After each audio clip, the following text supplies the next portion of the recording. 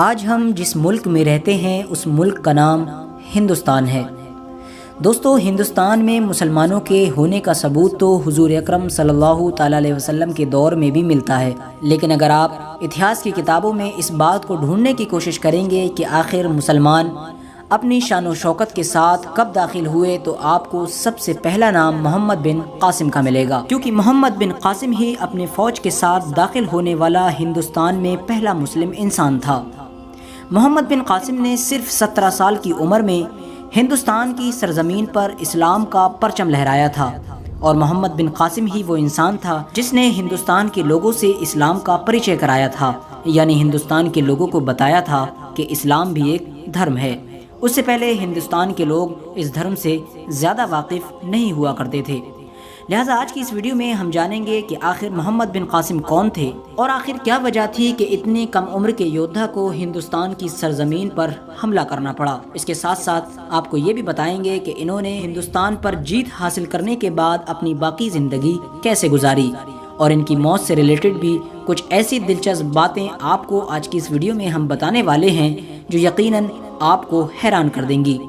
آج کی اس ویڈیو کو شروع کرنے سے پہلے بس چھوٹی سی گزارش ہے کہ اگر آپ ہمارے چینل پر نئے آئے ہیں تو چینل کو سبسکرائب کرتے ہوئے پاس ہی میں بیل آئیکن کو بھی دبا دیں، اور ہماری حوصلہ افزائی کے لیے ہماری ویڈیو کو ہمیشہ لائک کیا کیجیے، تاکہ اسی طرح کی ہسٹوریکل اور نالجبل ویڈیوز کا یہ سلسلہ ہم جاری رکھ سکیں۔ دوستو، یہ کہانی شروع ہوتی ہے آج سے تقریباً 1300 سال پہلے سے۔ حضرت محمد بن قاسم کی پیدائش 694 عیسوی میں طائف میں ہوئی تھی۔ آپ بنو امیہ کے ایک مشہور گورنر حجاج بن یوسف کے بھتیجے تھے۔ آپ ابھی صرف 5 سال کی عمر کے ہی ہو پائے تھے کہ آپ کے والد کا اچانک سے انتقال ہو گیا۔ آپ بچپن سے ہی بہت ہوشیار اور ذہین تھے، اور جنگی معاملات میں بہت زیادہ آپ کو صلاحیت تھی۔ آپ تعلیم حاصل کرنا چاہتے تھے، لیکن غریبی کی وجہ سے آپ تعلیم نہ حاصل کر سکے، اور اسی وجہ سے آپ بہت ہی کم عمر میں فوج میں بھرتی ہو گئے تھے۔ لہٰذا کم عمر ہونے کے باوجود بھی آپ نے اپنی ہوشیاری اور بہادری کے بلبوتے پر فوج میں ایک اعلیٰ مقام حاصل کیا۔ لہٰذا اب بات آتی ہے کہ آخر ہندوستان پر محمد بن قاسم نے چڑھائی کیوں کی تھی۔ دوستو، یہ بات ہے اس دور کی کہ جب ہمارے ہندوستان کی سرحد یعنی ہندوستان کا بارڈر اس سندھ میں ہوا کرتا تھا جو سندھ آج ہندوستان میں نہیں بلکہ پاکستان میں موجود ہے۔ اس سندھ پر اس وقت 2 لوگوں کا راج تھا۔ آدھے سندھ پر راجہ داہر کی حکومت تھی، وہیں بچے ہوئے آدھے سندھ پر راجہ داہر کے بڑے بھائی یعنی راجہ دھرسیا کی حکومت تھی۔ ان دونوں کے بیچ لڑائی اس وقت شروع ہوئی جب راجہ داہر نے اپنے پنڈتوں اور اپنے نجومیوں کے کہنے پر اپنی بہن لاڈی سے شادی کر لی، کیونکہ پنڈتوں کا یہ کہنا تھا کہ جو بھی لاڈی سے شادی کرے گا تو حکومت اسی کے پاس رہے گی، کیونکہ لاڈی بڑی ہی خوش نصیب ہے۔ یہ بات راجہ داہر کے بڑے بھائی راجہ دھرسیا کو بالکل ناگوار گزری، اور راجہ دھرسیا نے غصے میں آ کر ایک بڑی فوج کے ساتھ راجہ داہر پر حملہ کیا۔ راجہ داہر اور راجہ دھرسیا کے بیچ جنگ ہوتی اس سے پہلے ہی راجہ دھرسیا کو چیچک کی بیماری ہو گئی، جس کی وجہ سے راجہ دھرسیا کی موت ہو گئی، اور اسی کے ساتھ پورے سندھ پر راجہ داہر کا قبضہ ہو گیا، اور اس وقت سے راجہ داہر کی ہی پورے سندھ پر حکومت ہونے لگی۔ راجہ داہر ایک ظالم بادشاہ تھا جو اپنی رعایا پر بڑا ہی ظلم کیا کرتا تھا۔ ایک بار کی بات ہے، لنکا کے ایک گورنر نے عراق کے مسلم گورنر کو تحفے بھیجنے کے لیے ایک جہاز روانہ کیا۔ لنکا کے اس جہاز میں تحفوں کے ساتھ ساتھ کچھ مسلم خواتین بھی تھیں جو کعبہ شریف کے حج کے ارادے سے نکلی تھیں۔ یہ جہاز جب سندھ کے علاقے سے گزر رہا تھا تو سندھ کی بندرگاہ پر لٹیروں نے اسے اپنا نشانہ بنا لیا۔ تمام تحفے لوٹ لیے گئے، اور تمام مسلم خواتین اور مرد جو بھی اس میں موجود تھے سب کو قتل کر دیا گیا۔ صرف ایک شخص ہی بچ سکا جو بھاگ کر عراق پہنچا، اور اس نے عراق کے گورنر کو اس پورے حادثے کی خبر دی۔ وجہ یہ تھی کہ مسلمان اس وقت اسپین جیسے علاقوں میں اپنی فتح کو آگے بڑھانے کے لیے مصروف تھے اور لگاتار جیت حاصل کر رہے تھے۔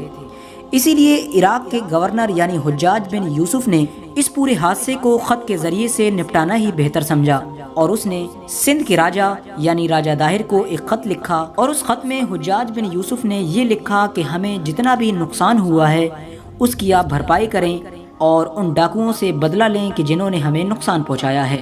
لہٰذا راجہ داہر نے حجاج بن یوسف کے خط پر عمل کرنے کی بجائے اپنا گھمنڈ اور اکڑ دکھائی اور حجاج بن یوسف کی طرف ایک خط روانہ کیا جس میں اس نے ان تمام چیزوں کا انکار کر دیا جس کی مانگ حجاج بن یوسف نے راجہ داہر سے کی تھی۔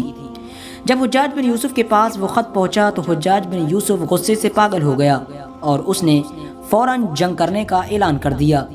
حجاج بن یوسف نے اپنے بھتیجے یعنی محمد بن قاسم جن کی عمر ابھی 17 برس تھی ان کو اس پوری فوج کی سپہ سالاری دی اور ان کی نگرانی میں پوری فوج کو ہندوستان کی طرف روانہ کیا۔ جب محمد بن قاسم نے اپنی فوج کے ساتھ ہندوستان پر چڑھائی کی تو راجہ داہر کی وہ فوج جو اپنے گھمنڈ میں ہمیشہ چکماچور رہتی تھی لمحوں بھر بھی محمد بن قاسم کی ہوشیاری اور بہادری کے سامنے نہ ٹک سکی۔ چند لمحوں کے بعد ہی راجہ داہر کی فوج کو شکست حاصل ہوئی اور راجہ داہر بھی اس ہار میں قتل کر دیا گیا۔ لہٰذا محمد بن قاسم نے چند لمحوں کے اندر ہندوستان کو بھی ان دیشوں کی لسٹ میں شامل کر لیا کہ جن دیشوں میں اسلام کا جھنڈا گاڑا جا چکا تھا۔ اس کے بعد ہندوستان میں محمد بن قاسم نے لگاتار ایک کے بعد ایک علاقے کو فتح کرنا شروع کر دیا۔ آپ لگاتار بڑے سے بڑے قلعے فتح کرتے چلے گئے اور ایک وقت ایسا آیا کہ جب پورے سندھ علاقے پر آپ کا قبضہ ہو چکا تھا۔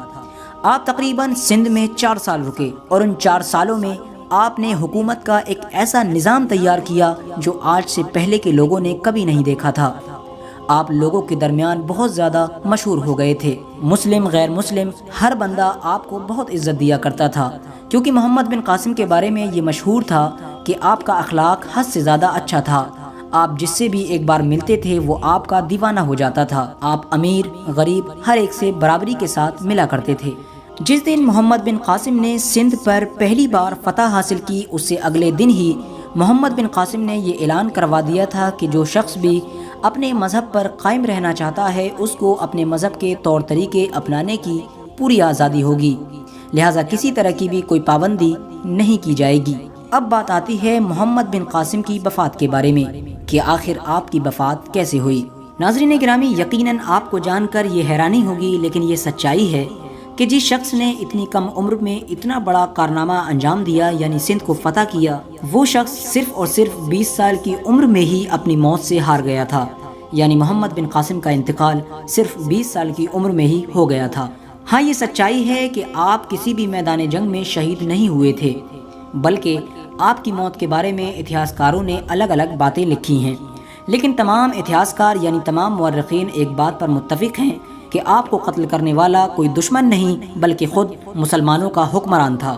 ناظرین گرامی، ویسے تو محمد بن قاسم کی موت سے ریلیٹڈ الگ الگ روایات ملتی ہیں، لیکن جو سب سے زیادہ مشہور ہے وہ یہی ہے کہ جب 714 عیسوی میں حجاج بن یوسف کا انتقال ہوا اور اس کی جگہ پر سلیمان بن عبد الملک گدی نشین ہوا تو وجہ یہ تھی کہ سلیمان بن عبد الملک حجاج بن یوسف سے نفرت کرتا تھا، لہٰذا اس نے تخت پر بیٹھتے ہی ان تمام لوگوں کو قید کرنا اور قتل کرنا شروع کر دیا جو بھی حجاج کے قریب ہوا کرتے تھے۔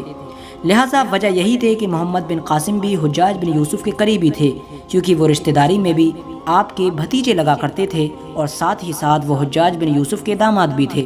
لہٰذا سلیمان بن عبد الملک نے بیٹھتے ہی فوراً یہ آرڈر جاری کیا کہ محمد بن قاسم کو سندھ سے واپس بلا لیا جائے۔ آپ کو واپس بلا کر قید کروا دیا گیا اور اس قید میں ہی آپ کے اوپر اتنے زیادہ ظلم ڈھائے گئے کہ اس ظلم کی وجہ سے ہی آپ کی وفات ہو گئی۔